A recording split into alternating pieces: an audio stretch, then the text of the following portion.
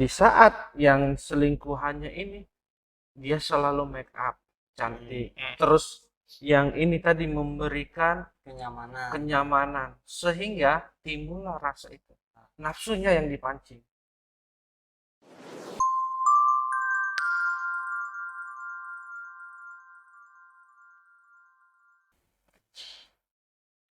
Tapi kalau bicara tentang tadi komitmen dengan hawa nafsu ya, Bang.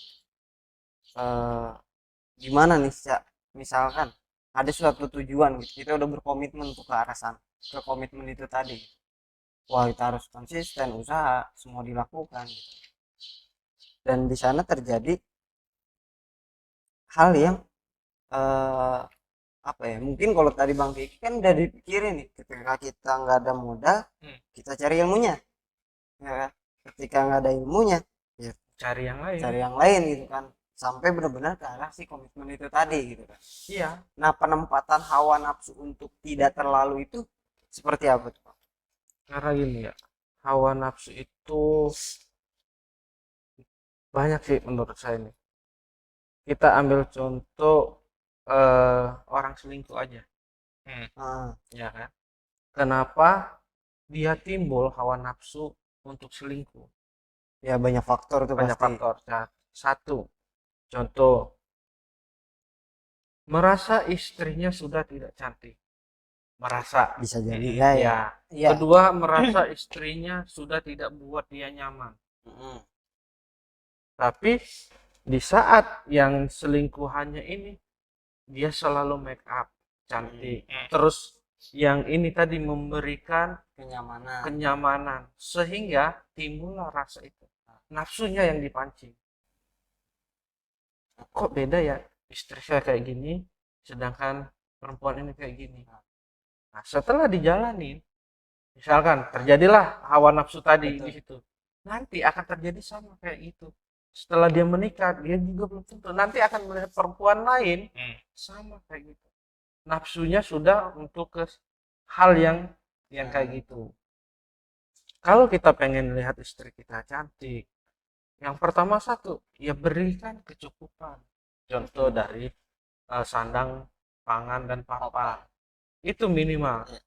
Terus kedua, kenapa kita tidak merasa nyaman di rumah atau ini? Karena kita tidak memberikan kenyamanan buat istri kita sendiri. Contoh, kita pulang kerja capek, udah dimarahin bos, udah uang nggak dapet, tiba-tiba pulang istri ngomel-ngomel.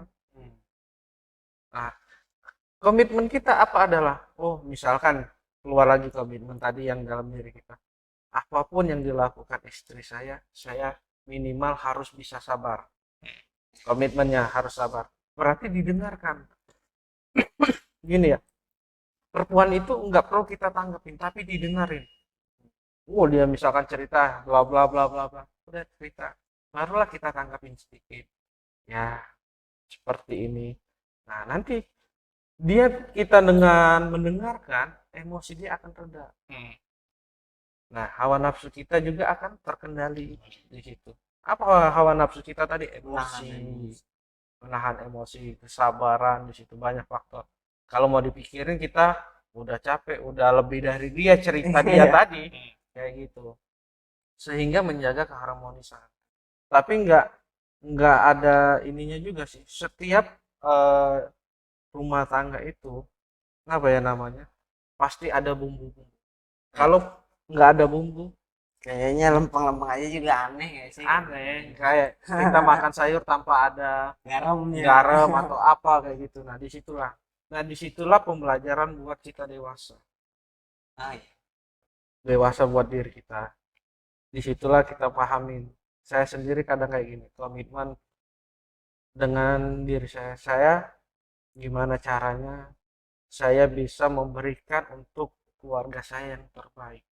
Menjadikan keluarga itu Iya, harmonis ya kan. jadi apapun misalkan dalam segi apapun saya ada tantangan di situ, saya harus bertahan, harus berdiri tegap, tidak mundur satu langkah pun, tetap maju walaupun saya melangkahnya itu harus dengan keringat, air mata misalkan kayak gitu. Itu harus tetap berjuang. Karena itulah di saat kita sudah menuaikan hasil, keringat yang rasa asin itu menjadi manis. Ya, puasan tersendiri itu wah, seru banget, apalagi hasil usaha sendiri. Nah, itu. Ya, contohnya kayak pertama kali kerja aja gitu kan, tadinya masa-masa remaja sekolah kan masih minta duit nih ke orang tua gitu Nah, kan, terus kerja dan menghasilkan uang sendiri itu rasanya wah Beda. banget. Dan next levelnya lagi kan selanjutnya membahagiakan orang tua itu tadi.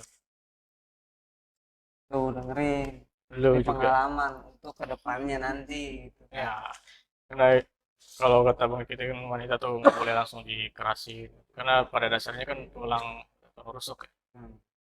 Kalau tulang rusuk itu beda bengkok, kalau dipaksa dilurus langsung patah.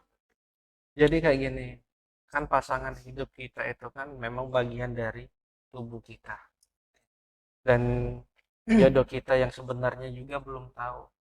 Ya mungkin yang dinikahin ini jodoh di dunia, tapi di akhirat belum tahu. Gimana caranya supaya jodoh kita di dunia dan di akhirat itu sama?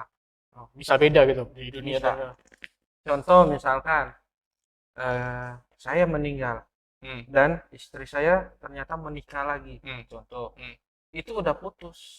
Dan Oh, nanti yang di sana jodohnya bukan saya lagi. Sendirian dong udah Dia yang baru tadi. itu akibat kita sendiri mungkin enggak. Ya iya. Makanya ilmu dasarnya yang kita tahu, jodoh yang sehidup semati itu kata orang mudah-mudahan di akhiratnya sama kayak itu. Makanya kenapa perempuan kalau ditinggal suami dia bisa bertahan? Karena apa? Dia pengen jodohnya tetap suaminya. Tapi kalau laki-laki yang ditinggal istrinya, istri belum kering kuburannya, udah macem-macem nyari yang baru. Nah itulah hawa nafsunya dia yang tadi, pengendaliannya belum. Padahal banyak di luar sana seorang ayah bisa jadi ibu buat anak-anaknya juga. Berarti dia tidak kuat untuk menjalankan komitmen dia. Kenapa? Di saat janji suci.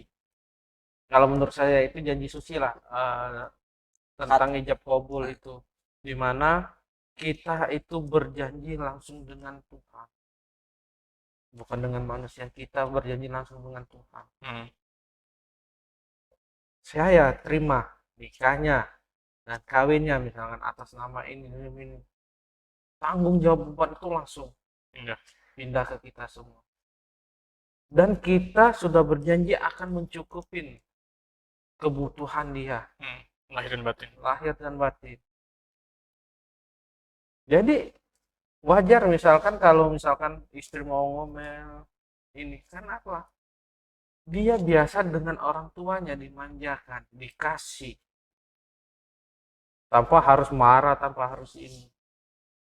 Ingat, kita tidak membesarkan dia, tidak memberi dia makan dan minum. Tapi setelah dewasa kita ambil dari orang tuanya, terus kita perlakukan dia tidak seperti manusiawi, itu sama aja bohong.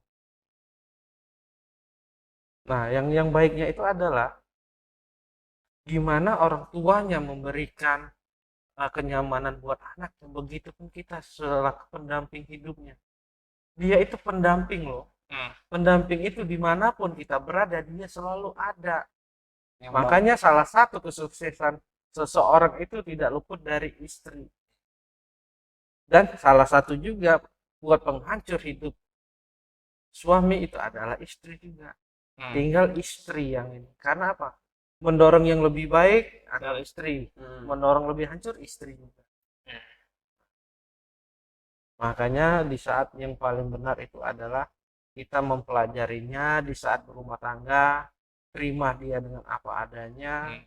Nah, komunikasinya yang harus dijalin. Nah, kalau tidak terjalin, dia nyaman di luar sana, ujung-ujung keluarlah hawa nafsu. Itu yang akan terjadi ujung-ujungnya. Karena apa? Merasa sudah tidak nyaman, hawa nafsu yang bermain. Jadi Apa? dia yang dikendalikan oleh hawa nafsu itu tadi. Pemikiran, suami saya nggak baik, kebutuhan saya ini. sedangkan orang ini Ada. ngasih uang, saya WA aja telepon, tolong kirim ini ada perlu ini, transfer, dia butuh ini, kasih. Tapi lupa di saat kalau sudah menikah pun akan terjadi hal yang sama. Contoh, dia berani selingkuh, berarti siap-siap Anda akan selanjutnya diselingkuhi. Lah, jelas dong. Betul. Dia aja yang punya istri berani selingkuh. Ya berarti dia udah ini Udah suatu siap saat juga. nanti Iya. nikah dengan yang orang yang ini pasti akan ngelakuin sama. Karena ada bahasa juga ketika kita berbuat baik kepada orang, bahwa orang pun akan berbuat baik juga. Iya. Begitu Itu pun nggak sebaliknya. cuma konteksnya baik. Kalau kita berbuat jahat ke orang, orang pun akan ada jahat ke kita gitu. Ya balik lagi kalau yang jahat ini belum tentu orang itu yang balas. Nah itu lebih serem tuh, nggak kelihatan tuh ya kan. Nah, kenapa? Kita sama kayak berbuat baik. Saya dengan Mas Fahmi nih, saya Nah. bantu, saya berbuat baik apa yang ini saya bantuin semua.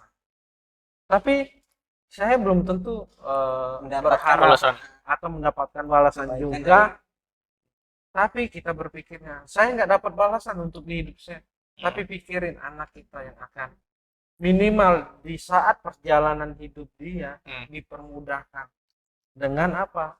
Ada tanaman-tanaman dari orang tuanya yang dulu sehingga memuluskan perjalanan anak kita tadi.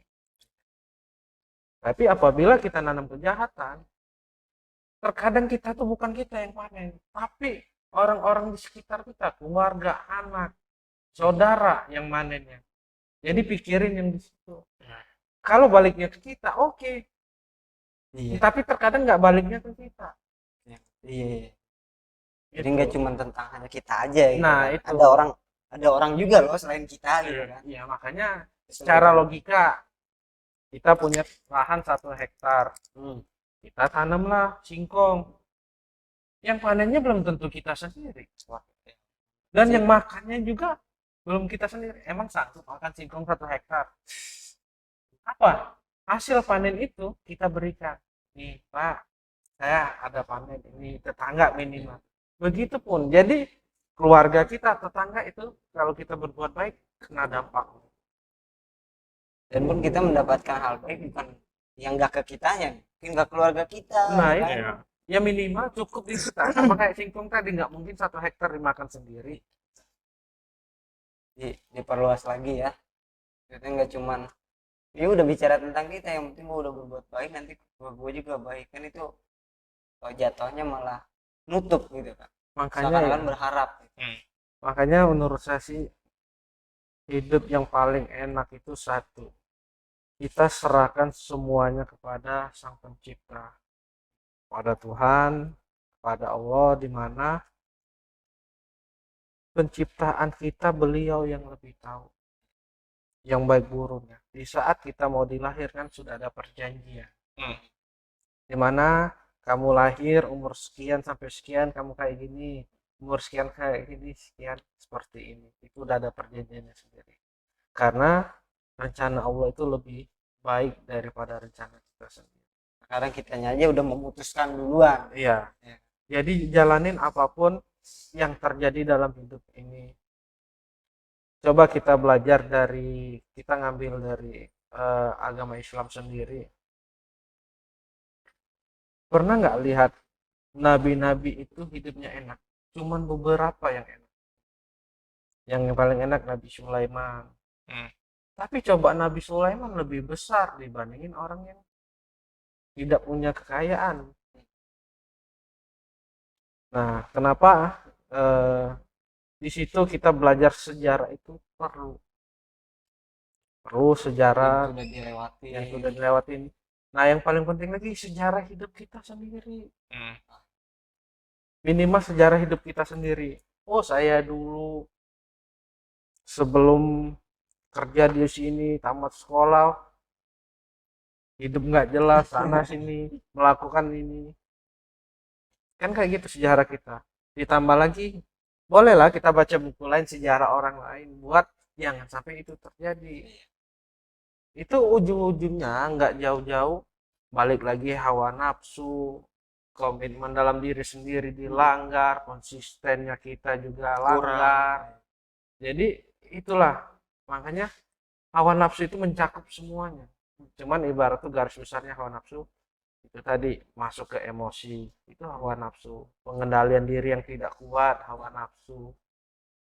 Banyak faktor hal-hal negatif itu masuk. Iri, itu hawa nafsu juga masuknya. Garis besarnya di situ. Banyak. Iri, dengki. Ya sebenarnya pun buat apa gitu ya? Boleh iri, tapi iri dalam berbuat kebaikan. Ya, Oh, kamu melakukan kebaikan sedekah ini.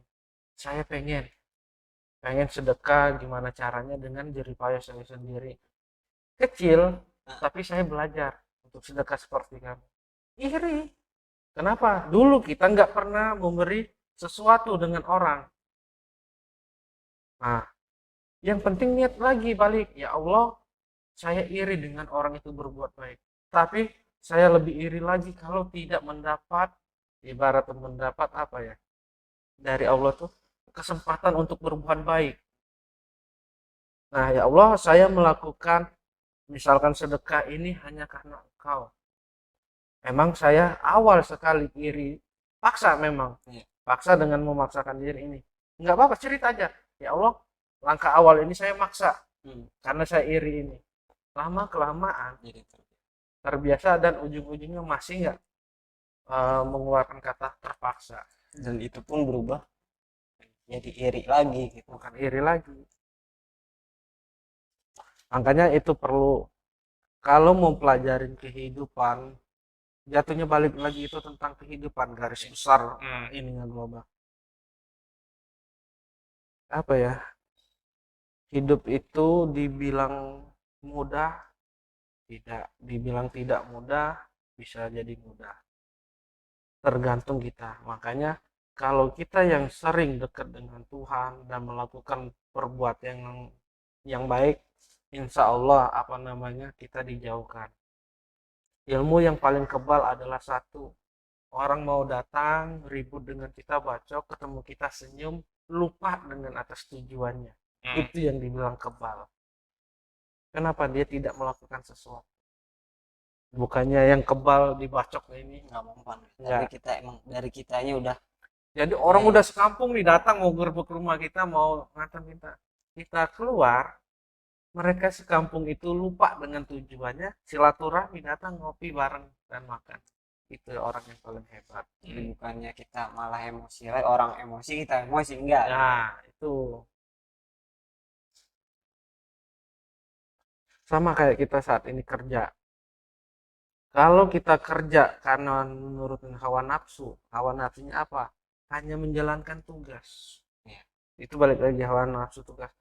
Apa yang kita akan lakukan itu terasa berat. Betul. Tapi kalau kita mengerjakannya karena Allah, secara logika, kok karena Allah? Kan saya yang kerja di perusahaan ini. Kenapa karena Allah? Iya apa? Ya Allah, saya bekerja ini atas izin Engkau, tolong permudahkan pekerjaanku ini. Dan saya ingin nyari rezeki hanya untuk keluarga saya, tetangga, dan istri. Dan saya ingin hidup bermanfaat. Insya Allah dipermudah. Yang tadi otak kita EQ-nya agak kurang, itu mudah-mudahan ditambah Allah. Kayak gitu. Karena apa? Seringnya kita belajar, otomatis dibilang orang EQ kita lebih tinggi. Padahal apa? Kita melakukan sesuatu. Karena coba Berani melakukan. Contoh, kan kayak gini kan tim IT dengan kreator. Ya. Awal sekali pasti apa nih bingung yang saya lakuin. Ya. Setelah dijalanin dan nggak pernah protes dan melakukan ini bukan karena tugas dari perusahaan, tapi karena memang kitanya menjalankan karena Allah dan kita menjalankan ini karena kita terikat dengan perusahaan. Lihat sambil berjalan, pemikiran kalian dibuka nggak? Apa yang di ini? Gimana ya cari konten yang bagus? Saya buka YouTube. Coba kalau pikiran kita ditutup sama Allah, kepikir nggak? Mau buka YouTube nyari ini? Enggak, hanya sekedar jalanin tugas. Mau bagus atau enggak hasilnya urusin. Itu yang dibilang hanya menjalankan tugas buat konten ya udah buat bagus dengan enggak dia nggak pikir, tapi karena dengan Allah dan ingin mengembangkan perusahaan yang lebih besar dia berpikir, oh konten yang bagus seperti apa ya, dialognya seperti apa ya. Karena Kayak ada gitu. ya ketika kita emang udah apa ya, ya terjun ke sana gitu. Sebenarnya banyak pelajaran-pelajarannya juga. Iya, Udah terbuka luas lagi gitu. Sudut pandang kita beragam. Jadi nggak cuman langsung menentukan gitu loh. enggak. Ya kan? Kan biasanya orang udah tak langsung gitu menentukan oh ini gitu. Ternyata enggak. Makanya seringlah melakukan pelajaran-pelajaran hal yang baru. Jangan pernah terfokus dengan satu pelajaran. Ya. Tapi gimana caranya satu pelajaran tuntas pelajaran ini. Itu yang lebih baik dibandingin ini setengah Coba sedikit. 20%, ini 20%, ujung-ujungnya nggak ada yang beres. satu Sekedar pun ini. mencicipi. Nah, makanya di saat kita jadi di konten kreator ini, kita harus tuntasin Totalitas. totalitas sampai keluarlah hasil yang baik. Selesai, udah tahu caranya, silakan belajar ilmu yang baru. Apa, misalkan kita berencana buat tulis buku. Dari apa? Dari yang video kita buat. Oh, cerita hidup dia kayak gitu. Oh, narasumber. Buatkan buku. Buku kan buat minimal untuk diri kita sendiri. Atau nanti diceritakan untuk anak kita dan cucu kita nanti. Apabila lebih bagus lagi bisa dipasarkan atau bisa dari buku kita menginspirasi, itu lebih Bermanfaat lagi. banyak. Nah, dari kreator dengan video tiba-tiba harus dengan menulis kayak naskah, di situ kan pemikiran harus tenang.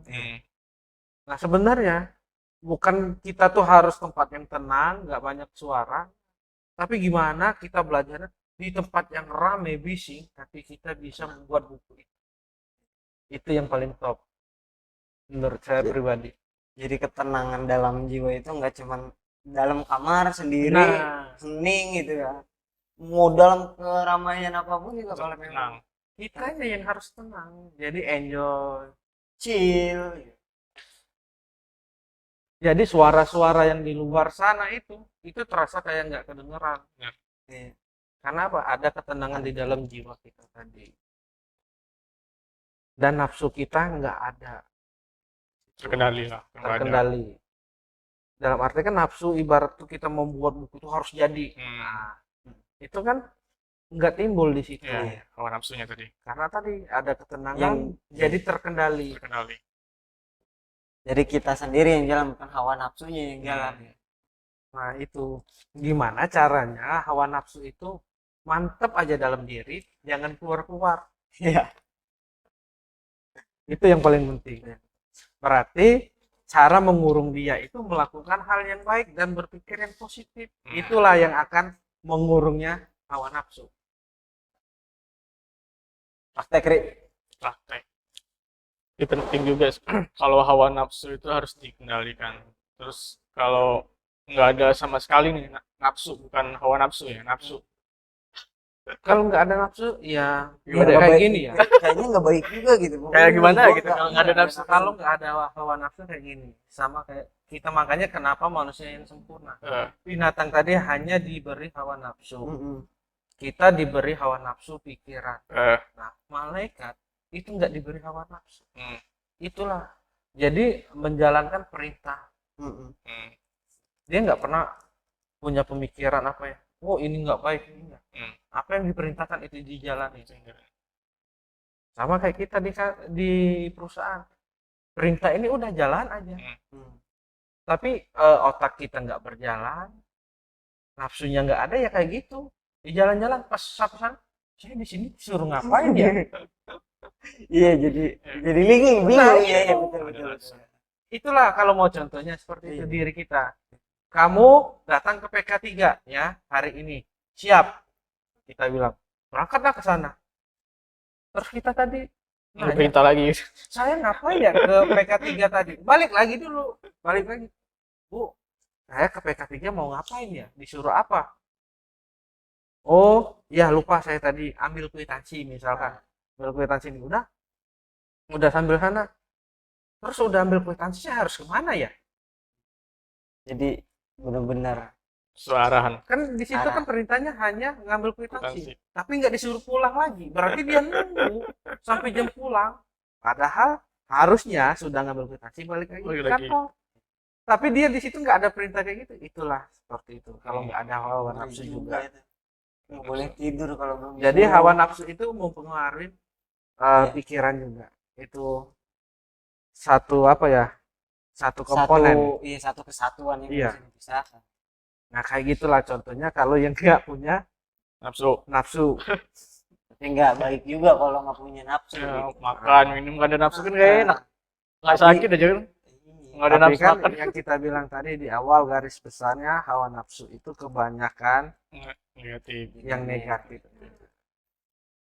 Tapi jarang orang yang diposisikan untuk ke positif. Perlu karena apa hawa nafsu itu memacu untuk pemikiran. Lah orang iri aja itu harus punya strategi loh.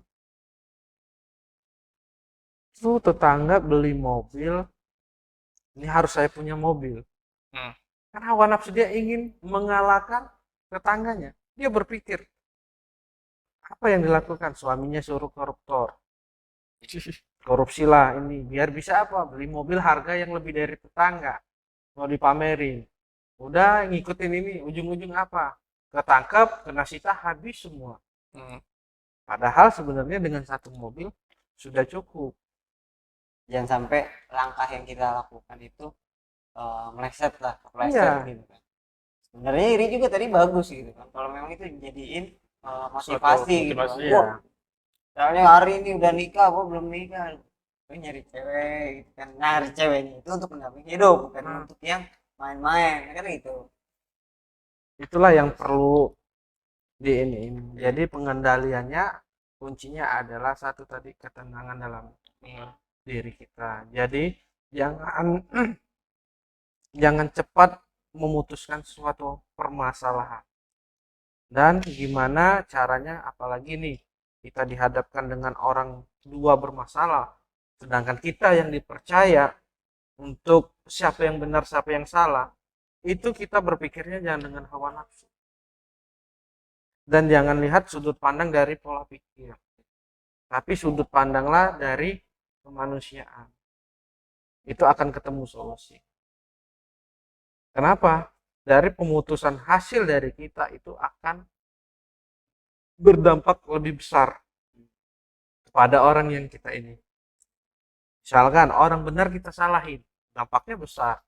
Orang salah kita benarin, itu juga dua-duanya punya dampak masing-masing. Hati-hati.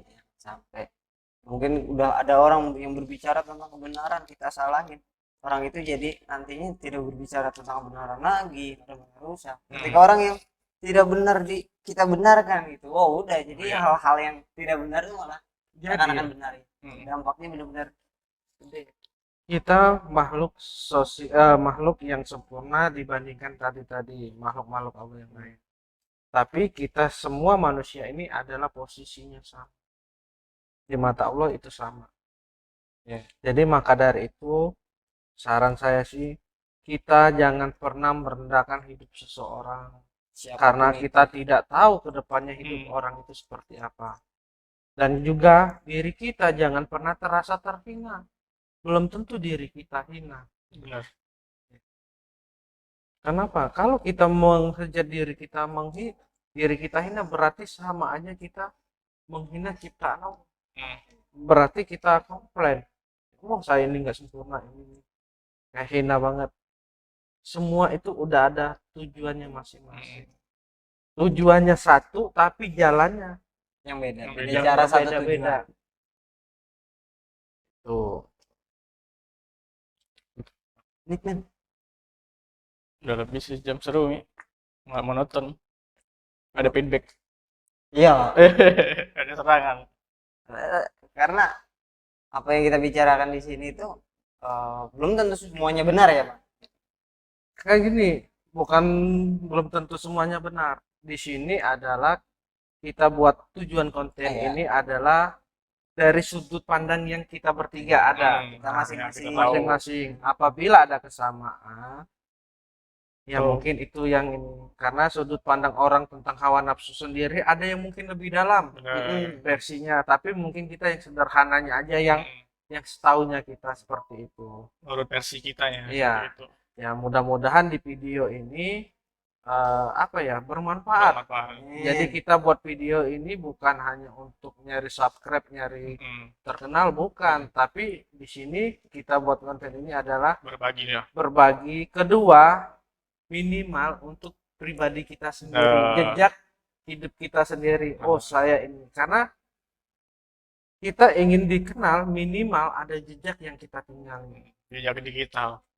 Nah, kalau dulu misalkan zamannya Sriwijaya, Prabu Siliwangi, itu kan meninggalkan jejak-jejak yang Ya. prasasti Nah, zaman dulu ya. dengan Dilukis. apa? Dengan dia keberanian dia melawan musuh seperti apa. Nah, di sini kita meninggalkan jejak tentang kehidupan kita sendiri minimal. Oh, saya dulu pernah kerja di sini, di perusahaan ini yang bermanfaat, menebarkan kebaikan dan berbeda dengan perusahaan-perusahaan yang lain kayak gitu. Jadi kita cerita itu untuk misalkan anak kita nanti setelah dewasa itu ada. Coba buka aja, misalkan akunnya Smart Life apa kayak gitu. Smart Life apa ini? Smart Life Indonesia. Nah, tinggal buka YouTube-nya, jejak digitalnya ada. Jadi di situ oh iya ya, akan menginspirasi minimal keluarga kita sendiri. Nah, Apalagi yang menonton terinspirasi. Nah, itu lebih bagus. lebih bagus lagi. Jadi kita yang berbuat video kayak gini nggak sia-sia. Nah, dan juga bukan untuk bermaksud untuk menggurui, untuk mengajarkan. Di sini juga kita sharing-sharing lah pengalaman kita, apa yang kita pernah alami, kita sharing-sharing. Mungkin segitu dulu ya pembahasan kita pada kali ini. Udah kali Om? Ada mau ditambahin lagi? Ya paling kayak gini aja sih. Ingat hidup kita di dunia ini satu kali, dan di sini juga di dunia adalah transit. Nah, Menurut saya transit menuju tempat yang sebenarnya abadi. yang kita akan pulang. Dimana di saat kita pulang kampung itu harusnya kita dengan rasa bahagia dan membawa oleh-oleh atau bekal yang lebih banyak menuju ke sana. Ayo bareng-bareng kita siapkan bekal itu sebelum kita pulang. Apa yang bisa dilakukan dengan usia kita sekarang yang tersisa, kita lakukan yang terbaik. Itu aja sih. Oke, segitu dulu pembahasan kita pada kali ini. Semoga bermanfaat, bukan bermaksud untuk menggurui atau mengajarkan. Kita di sini hanya sharing-sharing motivasi dan pengalaman kita. Kita bertiga pamit undur diri. Assalamualaikum warahmatullahi wabarakatuh. Waalaikumsalam warahmatullahi wabarakatuh.